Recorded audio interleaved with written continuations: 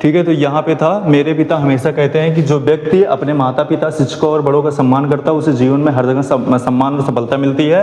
अगर आप जो है जो हिंदी वर्ड था, अगर ती से पहचानना चाहो तो ती से भी पता चल रहा है। दूसरा चीज़ जो है, ये एक क्या बताया जा रहा है कि मतलब एक यूनिवर्सल ट्रुथ बताया जा रहा है ना। एक देखो, अगर जो है यहाँ पे क्या है कि मेरे पिता हमेशा कहते हैं कि जो व्यक्ति हमेशा अपने माता पिता, शिक्षकों और बड़ों का सम्मान करता है तो उसे जीवन में हर जगह सम्मान और सफलता मिलती है। तो यहाँ पे हमें प्रेजेंट इंडेफिनिट का यूज़ करना था और वही हमने करा है। यहाँ पे माई फादर ऑलवेज सेज, यहाँ पे अगर हम लोग से लगाते तो गलत हो जाता। Says that who respects, respect में भी लास्ट में यस ही लगेगा। His parents, teacher and elders, he receives, वह प्राप्त करता है, respects and success everywhere in life. ये पूरा का पूरा यहाँ पे था। अगर जो है लोग कंफ्यूज हो सकते हैं कैसे क्या करना, देखो यहाँ पे अगर माई फादर हमने करा है, ये ऑलवेज को सेज के बाद भी कर सकते हैं, माई फादर सेज ऑलवेज, ठीक है। या फिर ये ऑलवेज उठा के यहाँ पे कर सकते हैं, always my father says. Okay, ये ग्रामेटिकली सही होगा, कहीं से भी कोई वो नहीं बोल सकता कि हाँ आपने गलत बोला है। बस हाँ, थोड़ा सा जो है फ्लुएंसी में जो है गड़बड़ हो सकती है, but the thing is that कि if we talk about the grammatically then it would be always correct. Again यहाँ पे है that who respects, that who respect. अब यहाँ पे दैट को भी हम एलिमिनेट कर सकते हैं by using the comma. We will get to know when we you know get to knowledge about the commerce and other things. तो यहाँ पे ये चीज़ है, and his parents, teacher and elders, he receives respect and success everywhere in the life. तो ये चीज़ें हैं, इस प्रकार से हमको समझना था। और आज जो हम लोग थोड़ा सा इस पे प्रैक्टिस करेंगे कि प्रेजेंट इंडेफिनिट का जो टेंसेज होंगे उनका रियल लाइफ में किस प्रकार से क्या चीज़ें हैं। तो ये अच्छा सा सेंटेंस था, तो यहाँ पे हमको देखना था कैसे क्या है। बाकी अगर यहीं पे फोकस्ड होकर अच्छे से पढ़ लो तो मुझे नहीं लगता रिवीजन की आवश्यकता होगी। कल हम लोगों ने क्या देखा था, यहाँ पे इसका हेल्पिंग वर्ब क्या था, इसका हेल्पिंग वर्ब क्या था, डू और डज था ना, प्लस नॉट था। और जो है ये किस वाले केस में था, नेगेटिव के केस में था। पॉजिटिव के केस में कोई हेल्पिंग वर्ब है नहीं, बस इसमें जो है जो पॉजिटिव में जो सिंगुलर जो सब्जेक्ट है, जो मतलब कि सिंगुलर सब्जेक्ट में क्या है आपका, सिंगुलर सब्जेक्ट में यस और यस लगेगा। और वो भी बताया गया था यस कहाँ पे लगेगा, जिसके लास्ट में क्या आए, यस आए, सी एच आए, एस एच आए, यक्स आए, जेड आए और ओ आए। और अगर इसमें एक केस और था, वाई का था। अगर वाई का जो उच्चारण है, जो प्रोनाउंसिएशन हो, वो क्या हो, कॉन्स्टोनेंट हो, मतलब व्यंजन वाला हो, तो भी यहाँ पे क्या लगेगा, जो है आपका आई ई एस लगेगा ना। ये चीज़ था, नॉर्मली नहीं तो वही लगेगा, ये चीज़ था। और इंट्रोगेटिव में क्या था कि ये जो डू और डज है, ये क्या आ जाएगा, डू और डज जो है आपका सब्जेक्ट से पहले आ जाएगा, बिफोर द सब्जेक्ट। और ये भी बताया था यहाँ पे जो हम लोगों का डू होता है, do not, do plus not equal to क्या होता है, डोंट होता है। एंड यहाँ पे क्या है कि डज प्लस नॉट का क्या होता है, डजेंट होता है। ठीक है, ये चीज़ें जो है यहाँ पे हमने इतना करा था। अब इस बेस पे जो है हम लोग यहाँ पे क्या करेंगे, मतलब कि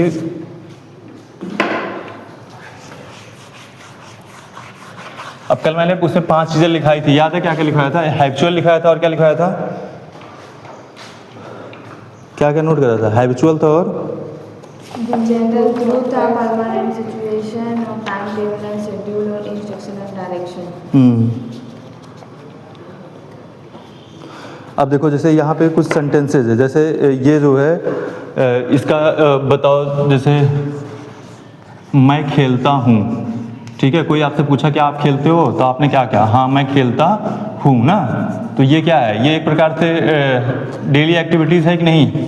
इसका ट्रांसलेशन क्या होगा बताओ, मैं खेलता हूँ, इसका इंग्लिश ट्रांसलेशन क्या होगा, आई प्ले ना, प्ले की प्लेज, प्ले होगा, आई प्ले हो गया।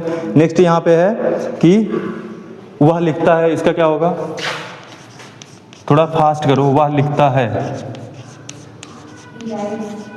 ही राइट्स, सही है ना।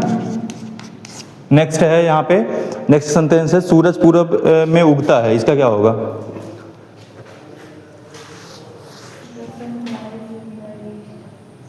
सूरज पूरब में उगता है, क्या हो जाएगा, द सन। अब सन तो सूरज तो अकेले ही है ना, तो वो इसकी सिंगुलर लगेगा। द सन यहाँ पे क्या हो जाएगा, राइजेज ना इन द ईस्ट। समझ में आया? क्योंकि सन हो गया या मून हो गया, ये सब सिंगुलर ही रहेंगे। नेक्स्ट है रमेश सुबह 6 बजे घूमने जाता है, इसका क्या होगा बताओ।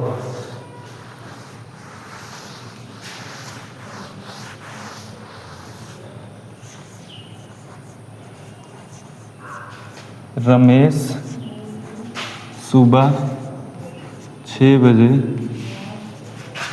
घूमने जाता है। रमेश सुबह 6 बजे घूमने जाता है, क्या हो जाएगा? अब यहाँ पे पहले सब्जेक्ट क्या है, रमेश हो जाएगा। रमेश, अब रमेश क्या है, रमेश तो अकेला लड़का है ना, तो इसलिए क्या आएगा, और ये पॉजिटिव सेंटेंस है, तो रमेश गोज टू ना, घूमने के लिए क्या हो जाएगा, walk, goes to walk in the, हाँ यहाँ पे बोल सकते हैं कि रमेश गोज टू वॉक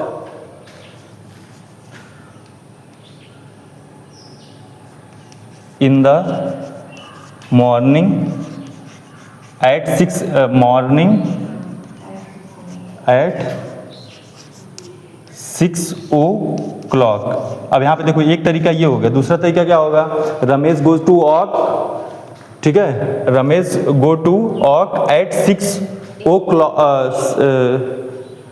एक सेकेंड, यहाँ पे क्या होगा, रमेश, अगर हमको मॉर्निंग हटाना है, रमेश गोज टू वॉक, हाँ एट 6 AM भी बोल सकते हैं, एट 6 AM।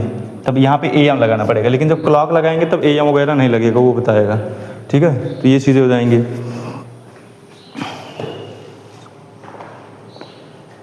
नेक्स्ट है यहाँ पे, हमारा कॉलेज जुलाई के महीने में खुलता है, बताओ।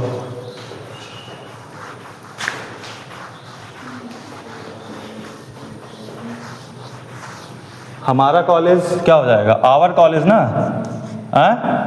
Our college open. अब यहाँ पे आवर कॉलेज है तो क्या हो जाएगा, प्लूरल ही रहेगा, तो यहाँ पे ओपन तो होगा नहीं, ओपन हो जाएगा, आवर कॉलेज ओपन, क्या था जुलाई महीने में ना, open in the month of, in the month of July. सही है।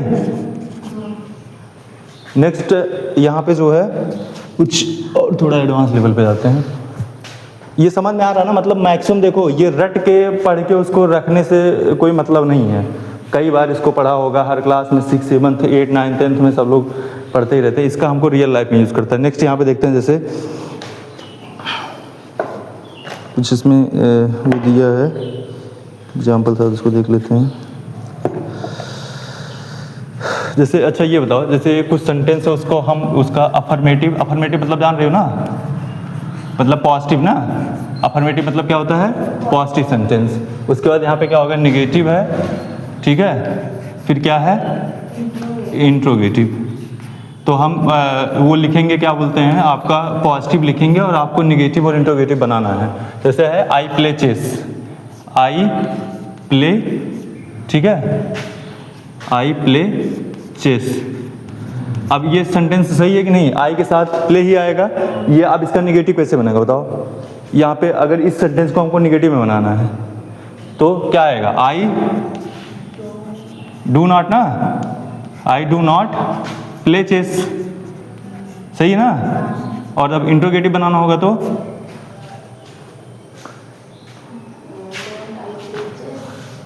तो यहाँ पे क्या हो जाएगा, इंट्रोगेटिव बनाना है ना, तो यहाँ पे ये जो है डू सब्जेक्ट पहले जाएगा, नॉट तो हट जाएगा ना, तो यहाँ पे क्या होगा, डू आई प्ले चेस ना। अब ये क्या हो गया, अब ये, अब देखो, जैसे अब देखो क्या है कि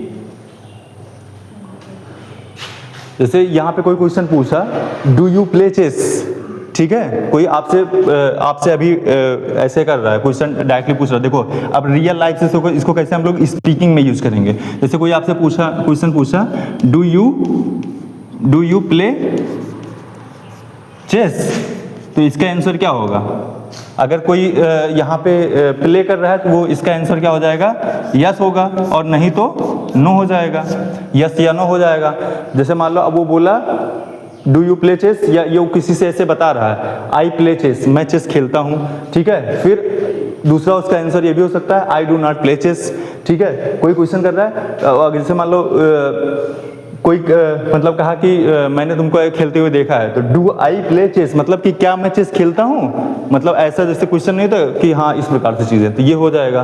तो ये देखो ये पॉजिटिव सेंटेंस है, ये निगेटिव है, यहाँ पे डू नॉट लग गया, और ये इंट्रोगेटिव था। अगर इंट्रोगेटिव निगेटिव लगता तो यहाँ पे do I not play chess हो जाता, ठीक है, do I not play chess, या फिर दोनों एक साथ लग जाता डोंट आई प्ले चेस। अगर ये इंट्रोगेटिव निगेटिव बनता तो यहाँ पे बनता क्या? Do I not play chess, और यहाँ पे क्या हो जाता, मतलब कि या फिर इसको एक साथ लेके आ जाते थे, यहाँ पे क्या हो जाता? डोंट आई प्ले चेस ना। ये भी जो है इस प्रकार से चीज़ें हो जाती। नेक्स्ट यहाँ पे एक सेंटेंस और है, इसको बताना।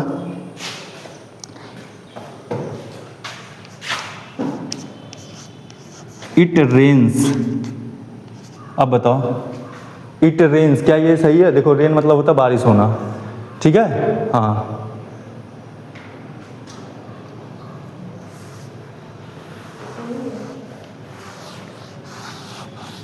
हाँ सही है ना।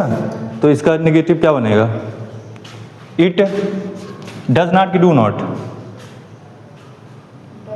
डज नॉट, क्योंकि यहाँ पे यस लगा है तो वही लगेगा, तो यहाँ पे क्या हो जाएगा? डज नॉट रेन, रेन्स से रेन हो जाएगा ना। उसके बाद यही जब इंट्रोगेटिव बनेगा तो क्या बन जाएगा? ये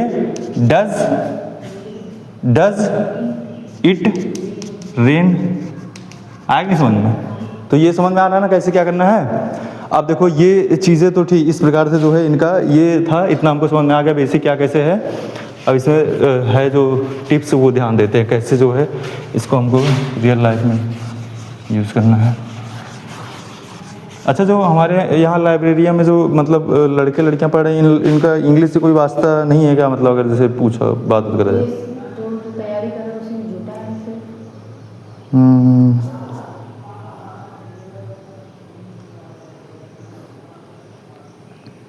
अब देखो जैसे इसमें जो मतलब कि यहाँ पे क्या होता है, जो चीज़ें हमेशा के लिए सत्य होती हैं, जो हमेशा सत्य होगा उसमें हम इसका यूज़ करेंगे। जैसे द अर्थ रिजॉल्व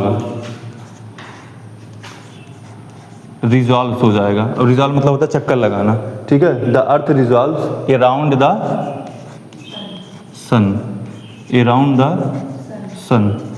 इसका मतलब क्या हुआ कि जो है सूर्य जो है पृथ्वी का चक्कर लगाती है, सॉरी मतलब हाँ पृथ्वी जो है सूर्य का चक्कर लगाती थी। यहाँ पे क्या हो जाएगा? The earth. अब यहाँ पे रिजॉल्व करते तो वो गलत हो जाता ग्रामेटिकली। यहाँ पे क्योंकि पृथ्वी क्या है? एक ही है, तो इसलिए यहाँ पे यस लगेगा, और अराउंड द सन। तो ये यूनिवर्सल ट्रूथ था, इसलिए इसमें जो है हमको ये यूज़ करना था। ये एक चीज़ ये हो जाता है। नेक्स्ट होता है जैसे प्रतिदिन जो है हम लोग जैसे यूज़ करते हैं, जैसे I get up early in the morning. अब देखो जैसे अगर जैसे हमने आपसे बोला आप अपना डेली रूटीन शेयर करो, तो आप क्या बताओगे? जैसे आज आप एक चीज़ होता है, मैंने कहा आज का रूटीन शेयर करो, ठीक है, दोनों में अंतर समझना। आज का मैंने कहा रूटीन शेयर करो, तो आज जो आपने करा वो क्या हो गया? पास्ट हो चुका है। क्या हो चुका है? पास्ट हो चुका है। तो जब हमने कहा आज का बताओ, तो आप बताओगे आई गॉट अप। क्या बताओगे? आई got up early in the morning, ठीक है, अर्ली इन द मॉर्निंग, मैं आज सुबह उठा, ठीक है। लेकिन अगर मैं कहा अपना डेली रूटीन शेयर करो, तो आप क्या बोलोगे? आई get up early in the morning. दोनों में अंतर समझ में आ रहा है कि मैं, इसका मतलब हो गया कि मैं सुबह जो है जल्दी उठता हूँ, मतलब ये आज की बात नहीं हो रही है, ये जो है हैबिट की बात हो रही है। दोनों में अंतर समझ में आना ना। ये हैबिट मतलब ये कल भी ऐसा ही रहा होगा, आज ऐसा, और परसों भी ऐसा ही रहेगा लगभग। और यहाँ पे आई got up early in the morning होता है। अब देखो यहाँ पे हम लोग बड़ा अच्छा एक इंग्लिश वर्ड का है, ये जो गेट है, इसको थोड़ा सा बताते हैं ना। अगर तुमको पता है गेट जो है, पता चल रहा है गेट का यूज़, और एक वर्ड और है वुड का यूज़, मतलब इन दोनों का यूज़ अगर पता चल रहा है, तो मैं ऑनेस्टली कह सकता हूँ कि कम से कम आप जो है इंग्लिश का ना 50% टैकल कर सकते हो, अगर किसी से बात करना हो। सिर्फ इन 2 वर्ड का यूज़ करके। मतलब इतने अच्छे ये वर्ड हैं, ये मॉडल वर्ड्स हैं, मतलब हेल्पिंग वर्ब में भी यूज़ होते हैं और इनका अलग से अर्थ भी निकलता है। जैसे अब यहाँ पे क्या है, जैसे I get up early in the morning, ये कौन सा टेंस है, प्रेजेंट इंडेफिनिट है। गेट अप के स्थान पे हम लोग क्या लगा सकते हैं, वेक अप भी लगा सकते हैं। आई वेक अप, समझ में आया? वेक अप मतलब भी क्या होता है, उठना ही होता है। तो I wake up early in the morning, दोनों सही है, अर्ली इन द मॉर्निंग। अगर यहाँ पे जो है ये पास्ट वाले में करते तो यहाँ पे क्या आता, आई वोक अप हो जाता, यहाँ पे वोक अप हो जाता, I woke up early in the morning. तो ये चीज़ें थी, ये हमको बताना था कि जब हम अपना डेली जो है हैबिट वाला शेयर कर रहे हैं तो यहाँ पे हमें ये प्रेजेंट इंडेफिनिट लगाना पड़ेगा, आई get up early in the morning. तो यहाँ पे ये समझना था, ठीक है। अभी उसको बताएंगे गेट और उठ का। नेक्स्ट यहाँ पे है जैसे डायरेक्ट वगैरह, ये अभी नहीं करना है यहाँ पे। जैसे और जो है जैसे आप अगर क्रिकेट वगैरह देखते होंगे तो जो वहाँ पे कमेंट्री होती है, ठीक है, वो भी किस फॉर्म में होता है, प्रेजेंट इंडेफिनिट के फॉर्म में ही होता है। क्यों प्रेजेंट इंडेफिनिट फॉर्म में होता है, क्योंकि वो जो चीज़ें जो वहाँ पे प्रेजेंट में चल रही हैं वही वो बता रहे हैं ना, तो वो जो है यही चीज़ होता है, वो कंटिन्यूटी में नहीं होता, मतलब वो प्रेजेंट इंडेफिनिट में ही होता है। कभी भी आप ध्यान से अगर उनकी कमेंट्री सुनेंगे या रेडियो में कुछ चीज़ें हो रहा है तो यहाँ पे भी ये इसका यूज़ होता है। नेक्स्ट यहाँ पे है कि जो है, और हाँ, जैसे हम लोग न्यूज़पेपर इसमें पढ़ ही रहे हैं तो न्यूज़पेपर की जो हेडलाइंस होती है, ठीक है, न्यूज़पेपर की जो हेडलाइंस होती है वो मैक्सिमम किस में होती है, प्रेजेंट में ही होती है। प्रेजेंट मतलब सिंपल प्रेजेंट या प्रेजेंट इंडेफिनिट में ही देखने को मिलता है। इसीलिए जब लोग न्यूज़पेपर की हेडलाइन पढ़ते हैं उनको समझ में नहीं आता कि न्यूज़ कब की है, समझ में आया? जैसे वहाँ पे न्यूज़ जब पढ़ोगे तो हेडलाइन जो रहता है वो प्रेजेंट में रहता है, लेकिन सबको पता है कि जो उसमें न्यूज़ आर्टिकल आया वो कल या परसों का ही रहा होगा, ठीक है। लेकिन ये जो है कुछ रूल्स एंड रेगुलेशंस होते हैं जो हमको पता चाहिए कि जो न्यूज़पेपर की जो हेडलाइंस होती है, हेडलाइन जो कि हाईलाइटेड रहती है वो प्रेजेंट इंडेफिनिट में रहती है। तो ये चीज़ें हैं। नेक्स्ट यहाँ पे है जैसे अभी फ्यूचर प्लान वाला हो गया, फिर ये चीज़ें हैं।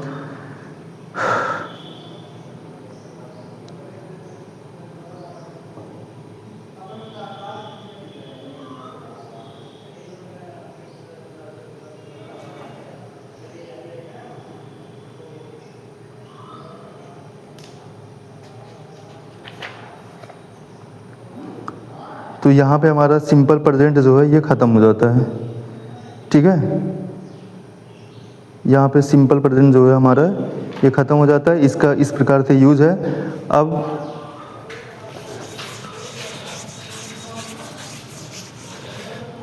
अब आपको जो है हम जो पूछेंगे उसका जो है इंग्लिश में ही आंसर देना है, हम लोग हिंदी में नहीं मतलब सीखेंगे, ठीक है।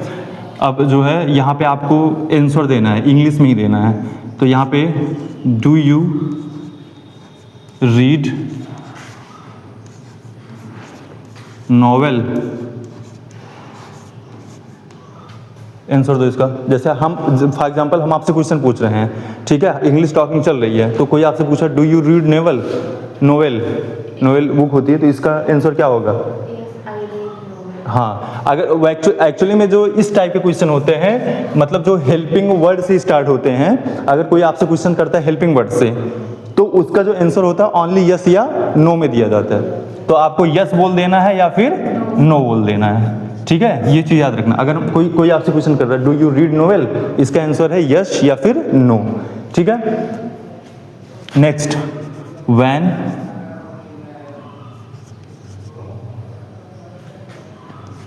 Do you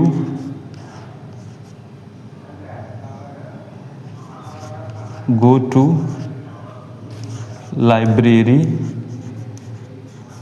in the morning, बताओ इसका आंसर, इंग्लिश में बताना है। पहले तो सेंटेंस सही है कि नहीं? When do you go to library in the morning, समझ में आ रहा है? मतलब आंसर क्या होगा?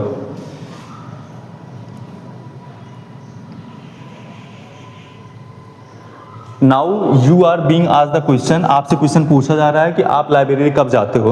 अब इसके लिए आप अपने आप को रिप्रेजेंट करोगे किससे? आई से। आई गो टू, अब इस वाले केस में देखो, अब ये जो क्वेश्चन मारा था ये कहाँ से स्टार्ट हुआ था, व्हेन से स्टार्ट हुआ था। जब WS टाइप का क्वेश्चन होगा तो उसमें आपको पूरा का पूरा सेंटेंस फ्रेम करना पड़ेगा। समझ में आया कि नहीं? जैसे आप देखो दोनों में अंतर दिख रहा है ना, ये डू से था, डू वाले में क्या था, यस और नो था इसका आंसर, लेकिन ये WH से जो क्वेश्चन स्टार्ट हो रहा है इसमें अब आपको पूरा का पूरा बताना पड़ेगा, एक्सप्लेन करना पड़ेगा। तो यहाँ पे होगा I go to library at 9 AM, और जितने भी टाइमिंग होगा ऐसे बताओगे ना, आई गो टू लाइब्रेरी ना एट 8 AM। अब 8 AM लगा दिया तो मॉर्निंग जरूरत नहीं है। तो ये चीज़ समझ में आया कि नहीं? तो इस प्रकार से जो है जब आपसे कोई क्वेश्चन कर रहा है तो आपको इस प्रकार से आंसर देना है, ये कॉन्फिडेंट लाना है।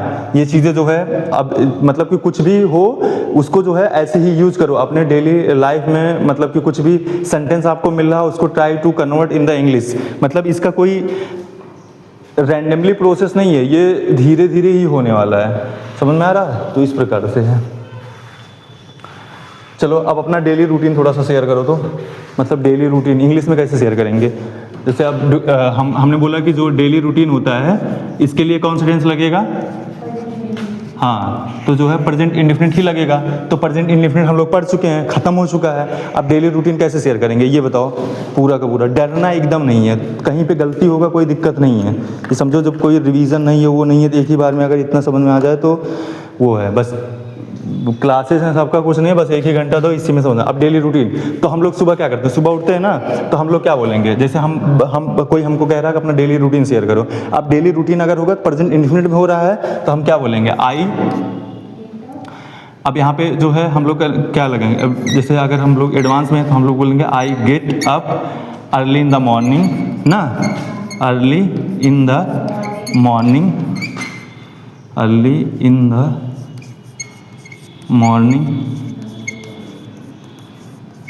अब यहाँ पे देखो 2-3 चीजें हैं जो आपको यूज करना है। जैसे अब सेंटेंस को हमको बड़ा करना है तो उसमें क्या करना पड़ेगा? कुछ हमको ऐड करना पड़ेगा। ऐड के लिए हम लोग क्या यूज करते हैं? कंजक्शन या फिर प्रीपोजिशन। तो कंजक्शन का यूज करेंगे तो हम मैक्सिमम जो कंजक्शन यूज होगा वो क्या होगा? After that.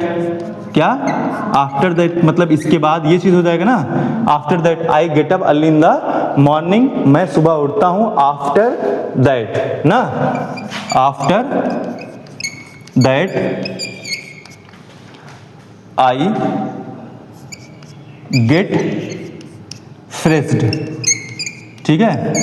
अब यहाँ पे देखो, अब यही मैं बता रहा हूँ गेट का कितना अच्छा यूज है कि उसके बाद क्या? I get freshed. अब यहाँ पे जो ये फ्रेश्ड है, अभी मैंने तुम बताया था, मतलब कल बताया था कि यहाँ पे फ्रेश्ड जो है जब वर्ब का थर्ड फॉर्म यूज होता है एज ए एडजेक्टिव यूज होता है ना।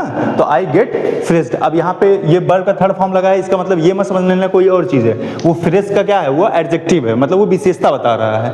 तो यहाँ पे I get freshed. After that I take my,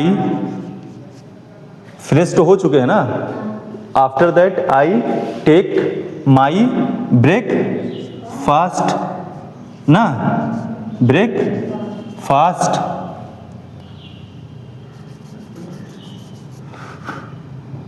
break fast.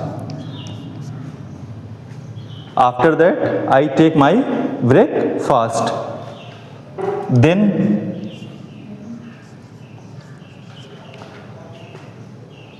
यहाँ पे ये हो गया, मतलब I get up early in the morning. After that, I get dressed. After that, I take my breakfast. और यहाँ पे लिख सकते हो after taking breakfast. After taking मतलब लेने के बाद ना। After taking breakfast. After taking breakfast,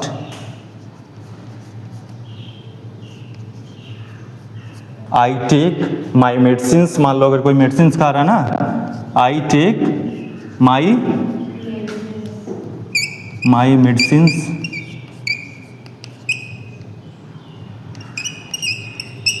I take my medicines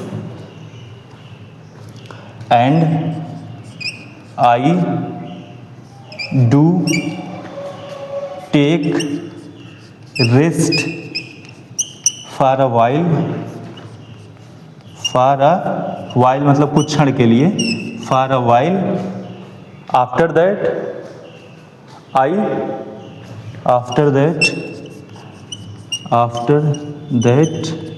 I go to my library for study. समझ में आया कि नहीं? तो कितना सिंपल है, लग रहा है कि नहीं? मतलब पता है, डर तब तक लगता है जब तक आप इसको जो है एक हैबिट नहीं बना लोगे। बाकी कहीं भी ऐसा कुछ हुआ है कि जो आपको लगे कि एकदम वो है? अभी यही चीज़ ना, अब आप बोलो तो अभी आप बोल के इसको आप रिकॉर्ड करोगे, आपको लगेगा कि हाँ सच में अच्छी इंग्लिश बोल रहे हैं।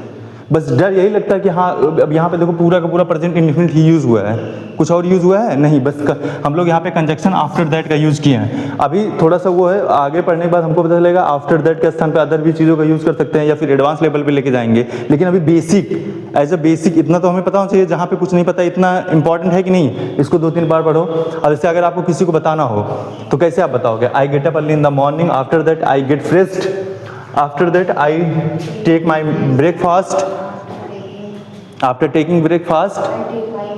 हाँ, अब ये जो चीज़ें हैं ये डेली रूटीन की बताई जा रही हैं, ये स्पेशली आज की नहीं बताई जा रही। अगर कोई आपसे पूछता तो आप ये बताते I got up late in the morning. आज का बताते तब क्या बताते? मतलब जैसे ये होता है ना, कभी लेट हो गए या कभी जल्दी हो गए तो यार, तो आप बताते किसी को, यार actually I got up late in the morning, this was the reason I could not reach library at time.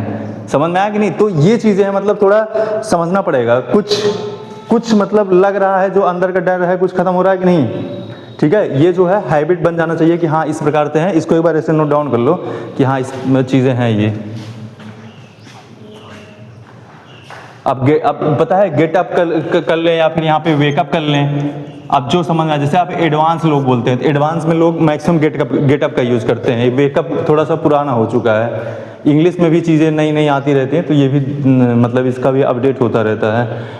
तो I get up early in the morning, after that I get freshed, after that I take my breakfast, after that after taking breakfast I take my medicine and I do take rest for a while, after that I go to my library.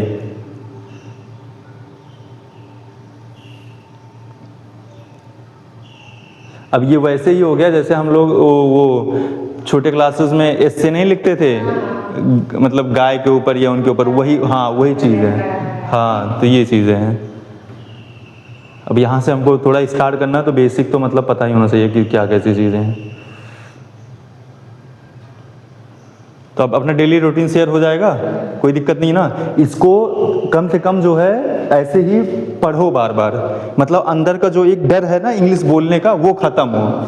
समझ में आया कि नहीं? आप जैसे कोई आपसे पूछे कि आज आप लेट लाइब्रेरी क्यों आए, तो कम से कम आप उसको भले ही हिंदी बोलो, लेकिन मन में इंग्लिश वाला चले कि हाँ मैं आज जो है सुबह लेट उठा, तो यहाँ पे गॉट अप हो जाएगा। और डेली का बताना होगा तो गेटअप हो जाएगा ना। तो ये चीज़ें हैं।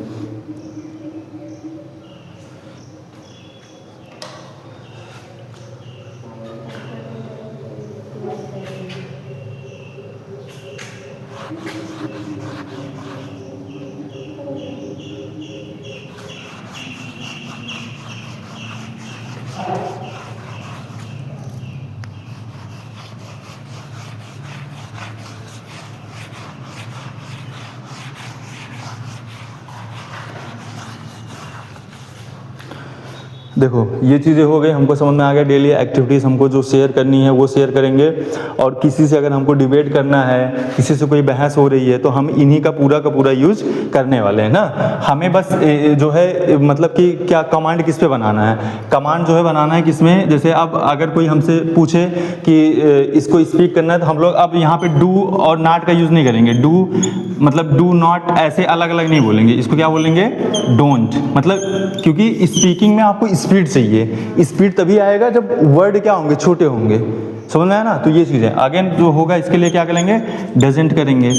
ठीक है, तो ये चीज़ें हैं। इन सब का यूज़ जो है हम अपने रियल लाइफ में इसको करके और यहाँ पे जो है इसका यूटिलाइज करेंगे कैसे क्या है। तो डोंट हो गया, डजंट हो गया, I don't know, I don't know what I am doing, या फिर जैसे भी है, मतलब इसको रियल लाइफ में यूज़ करो और जितना हो सके मैक्स टू मैक्स सेंटेंस बनाने का उसमें प्रयास करो, ठीक है। हाँ, मैं थोड़ा सा बता रहा था गेट और वुड के बारे में, थोड़ा सा उसमें समझो। बाकी ये यहाँ पे टेंस खत्म होता है हमारा, जो है ये टेंस खत्म हो जाएगा। अब इसमें आगे नेक्स्ट टेंस पढ़ेंगे, इससे रिलेटेड जो भी चीज़ें होंगी बस इसको याद रखना, इसको रिवीजन करते रहना, क्योंकि अदर टेंस में इसका यूज़ होने वाला है, ठीक है। अब जैसे हम बता रहे थे यहाँ पे गेट का, तो देखो गेट के जो है यहाँ पे 3 फॉर्म होते हैं। ये फर्स्ट फॉर्म होता है, सेकंड फॉर्म क्या होता है, गॉट होता है ना, थर्ड फॉर्म क्या होता है, गॉटन होता है, ठीक है। और इसका जो मतलब कि आईएनजी फॉर्म होता है वो क्या होता है, गेटिंग होता है। क्या होता है, गेटिंग। तो ये चीज़ें हैं। अब इसका जो है मैक्सिमम बहुत ज़्यादा यूज जो है यहाँ पे होता है, इसको समझने का प्रयास करेंगे। जैसे गेट मतलब होता है, गेट मतलब नॉर्मली हम लोग जानते हैं क्या, प्राप्त करना। क्या होता है, प्राप्त करना, जो इसका हिंदी मतलब होता है। लेकिन इसका मतलब सिर्फ यही नहीं होता है। जैसे I get a chance to meet one of my favourite teacher. इसका मतलब समझ में आ रहा है, हिंदी मतलब, आई गेट अ चांस, मुझे मौका मिला, to meet one of my favourite teacher, मतलब जो मेरे फेवरेट टीचर हैं जितने भी होंगे उनमें से किसी एक से मुझे मिलने का चांस मिला, ठीक है। तो यहाँ पे ये हो गया आई गेट अ चांस, तो यहाँ पे सीधे बता दें, यहाँ पे मतलब मिला का मतलब प्राप्त हुआ, ठीक है। इस प्रकार से चीज़ें हो जाएंगे। और जैसे कभी कभी क्या होता है कि इस प्रकार से हम इसका यूज़ करेंगे। फॉर एग्जांपल जैसे ये होता है ना कि मैं कमज़ोर हो रहा हूँ, तो आई एम गेटिंग वीक, ठीक है। इसका मतलब क्या होगा, अब जैसे यहाँ पे गेट का मतलब सिर्फ प्राप्त करना नहीं होता, गेट का मतलब जहाँ पे होने का सेंस होता है, किसका, होना। वहाँ पे भी हम लोग अब जो है बी का यूज़ नहीं करते। बी मतलब भी क्या होता है, होना होता है, लेकिन मैक्सिमम यूज़ किसका होता है, गेट का होता है, ठीक है। जहाँ पे होने का सेंस होता है, जैसे मैं कमज़ोर हो रहा हूँ, ठीक है, तो आई एम गेटिंग वीक, समझ में आया। तो जहाँ पे भी होने का सेंस होता है, प्राप्त होने का सेंस होता है, वहाँ पे गेट, गॉट और गेटिंग या गॉटन का जो है यूज करा जाता है। तो ये चीज़ें होती हैं, यहाँ पे गेट हो गया, गॉट हो गया, गॉटन हो गया, और भी मैक्सिमम मतलब यूज होता है। तो ये थोड़ा सा याद रखना कि होने का सेंस हो गया, या फिर प्राप्त होने का सेंस हो गया, या फिर जो है उठने का, जैसे अभी गेटअप हो गया। अब जैसे यहाँ पे गेट के साथ अप आया है, तो इसको क्या बोलते हैं हम लोग, यहाँ पे जो है ये अप क्या एक प्रीपोजिशन है, तो ये जो है ये प्रीपोजिशनल जो है मतलब वो है वर्ब है, प्रीपोजिशनल एज अ वर्ब आता है। तो इसका मीनिंग क्या हो जाता है, अलग हो जाता है। जैसे अभी नेक्स्ट आता है, एक होता है get rid of, get rid of, इसका मतलब क्या होता है, छुटकारा पाना, किसी चीज़ से छुटकारा पाना के लिए आता है, गेट रिड ऑफ होता है। तो इसमें जब अलग अलग वर्ड लगते हैं तो वो जो है उसका अर्थ जो है चेंज होता रहता है। बस इतना ही मतलब यहाँ पे याद रखना कि हाँ इसका मैक्सिमम हम लोग यूज़ करते हैं। तो गेट ये सब पता होना चाहिए। गेट मतलब होना, I get a chance to meet one of my best friends.